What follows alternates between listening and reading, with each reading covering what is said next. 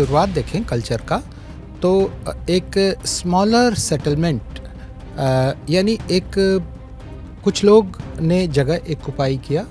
House उनके बड़े भी होंगे, उनके पास लैंड ज़्यादा होगा, उनके पास जब वो खेती करना शुरू कर रहे हैं तो हो सकता है कि 70-80% वो ये हंटर गैदरर हों, वाइल्ड फूड भी कलेक्ट कर रहे हों और शिकार भी कर रहे हैं उसको। राखीगढ़ी आप देखें तो 350 हेक्टेयर से भी ज़्यादा लैंड उन्होंने एक्युपाई किया था। जब अर्बन सोसाइटी डेवलप हुई लगभग 3000 से 2600 BC के आसपास, तो वो एक बाउंड्री के अंदर सेक्टर डिवीज़न शुरू हुआ और ऑर्गेनाइज फॉर्म में पूरा सेटलमेंट को ऑर्गेनाइज किया गया।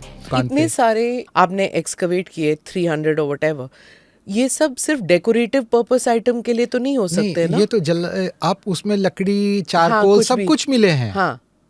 और उसके अंदर का व्हाट आई मीन टू से इज कि ये फिर एक्सपोर्ट के लिए भी होता होगा ना, मतलब बाकी जगह, या फिर युद्ध के लिए जो आप कह रहे थे that it could be for that. उस समय जो इम्प्लीमेंट्स और वो चीज़ें बन रही थी कॉपर के और उसके उसमें बहुत सारी चीज़ें थी, टूल्स थे, इम्प्लीमेंट्स थे, some of the weapon like spear head था या क्योंकि हंटर गैदरर्स भी थे ना ये लोग। हंटर गैदरर सिर्फ एग्रीकल्चर नहीं था, हंटर गैदरर्स भी थे ये। वो आज भी हैं हम। हाँ। आज भी अगर आप जाएं तो हम वाइल्ड एनिमल हंटिंग आज से 50 साल पहले तक होता रहा और आज भी जो ट्राइब्स हैं वो कर रहे हैं। तो सोसाइटी का जो डेवलपमेंट अगर आप देखेंगे तो हंटर गैदरर, सिर्फ आपको ये परसेंटेज देखना है कि जो सोसाइटी है क्या 80% एग्रीकल्चर बेस्ड है और 20% हंटर गैदरर है। मतलब जैसे अर्बनाइजेशन जैसे जैसे बढ़ता है तो हंटर गैदरर्स कम होते जाते हैं, मतलब जो हरप्पन में भी देखा है। तो सिनौली में और राखीगढ़ी में, जहाँ पे सारा फोकस आजकल मीडिया का वहीं पे है, तो सिनौली में और राखीगढ़ी में क्या वो हंटर गैदरर्स थे, क्या वो अर्बन पॉपुलेशन था, हार्वेस्टिंग ऑब्वियसली एग्रीकल्चर भी था, या दोनों चीज़ें साथ साथ चल रही थी? देखिए, जब जैसे ही जो अगर शुरुआत देखें कल्चर का तो एक स्मॉलर सेटलमेंट यानी एक कुछ लोग ने जगह एक्युपाई किया।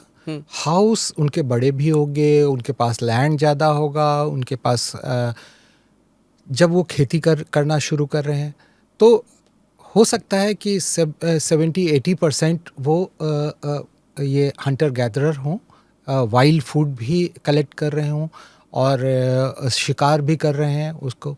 लेकिन धीरे धीरे जैसे ही अर्बन सेटलमेंट शुरू होता है, यानी एक सेटल्ड लाइफ शुरू होता है, बाउंड्री बन जाती है और जो मकान बनाए गए हैं वो बिल्कुल सेक्टर, जैसे आप यहाँ भी आप देखेंगे या फिर चंडीगढ़ के सेक्टर कटे हुए हैं 90 डिग्री पे, उस तरह से सेक्टर जैसे बनाए गए हैं और उसमें हाउस कॉम्प्लेक्सेस हैं, स्ट्रीट है, लेन्स हैं और फिर एक फोर्टिफिकेशन है। फिर फोर्टिफिकेशन के बाहर मिला आपको ये सब? ये राखीगढ़ी में भी हमें मिला है और कई साइट्स पे एरिया है, मतलब कितने हेक्टेयर एरिया में ये सब आप देख रहे हैं कि सेक्टर वाइज डिवाइड? राखीगढ़ी आप देखें तो 350 हेक्टेयर से भी ज़्यादा लैंड उन्होंने एक्युपाई किया था और 7 माउंट्स प्री हरप्पन है।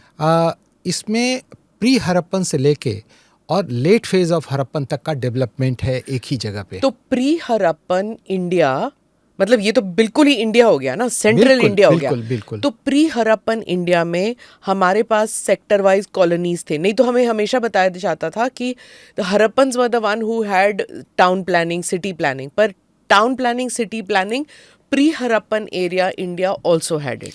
देखिए, ये जो प्री हरप्पन था, प्री हरप्पन में टाउन प्लानिंग अभी तक हम लोगों को ट्रेस नहीं हुआ है।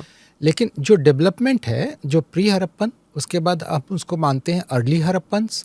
अर्ली हरप्पन लोगों ने एक सोसाइटी जो है वो ज़्यादा ऑर्गेनाइज होने लगा, कल्टीवेशन ज़्यादा अच्छी होने लगी। दूसरा, ट्रेड लिंकेज भी बहुत अच्छे से डेवलप होने लगा। इसलिए आप देखेंगे कि अर्ली हरप्पन में जो पॉटरी यहाँ मिल रहा है वो पूरे इंडस से लेके सरस्वती तक उसकी कंटिन्यूटी, यहाँ मतलब राखीगढ़ी और सिनौली में, सिनौली नहीं, राखीगढ़ी में तो उसकी कंटिन्यूटी दिखाई देती है। जब अर्बन सोसाइटी डेवलप हुई लगभग 3000 से 2600 BC के आसपास, तो वो एक बाउंड्री के अंदर सेक्टर डिवीज़न शुरू हुआ और ऑर्गेनाइज फॉर्म में पूरा सेटलमेंट को ऑर्गेनाइज किया गया।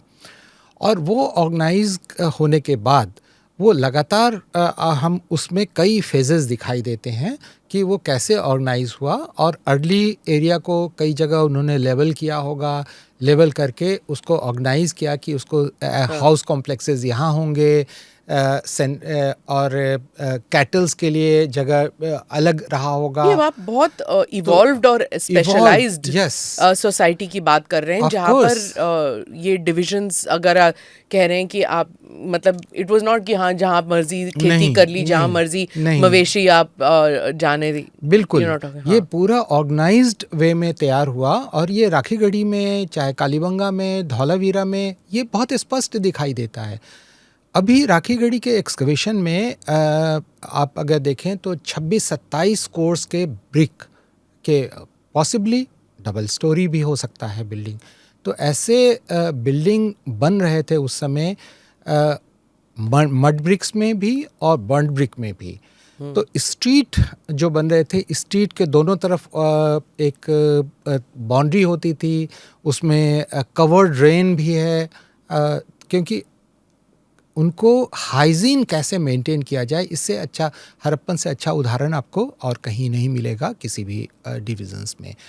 और ज़्यादातर टाउन प्लानिंग में आपको ये सारे डिविजन्स मिलेंगे। क्राफ्टमैन्स के लिए अलग एरिया है, और एलीट क्लास के लिए अलग एरिया है। वाटर मैनेजमेंट सिस्टम अलग है। और वाटर मैनेजमेंट में भी जो अवेलेबल रिसोर्सेज हैं, वाटर फ्लो है, उसके डाइवर्जन्स भी उन्होंने किए हैं अपने खेती के लिए, डैम बनाए हैं जो मॉडर्न सिटी प्लानिंग में नहीं है। हाँ, तो हमें सीखना चाहिए कि उन लोगों ने किस तरह से अपने टाउन प्लानिंग को डेवलप किया, हाइजीन को कैसे पॉपुलेशन maintain किया बसने होगा। से पहले उन्होंने टाउन प्लानिंग की। बिल्कुल बिल्कुल। और ये शुरुआत लगभग 2500-2600 BC से शुरू हो जाता है। Quite amazing. हाँ।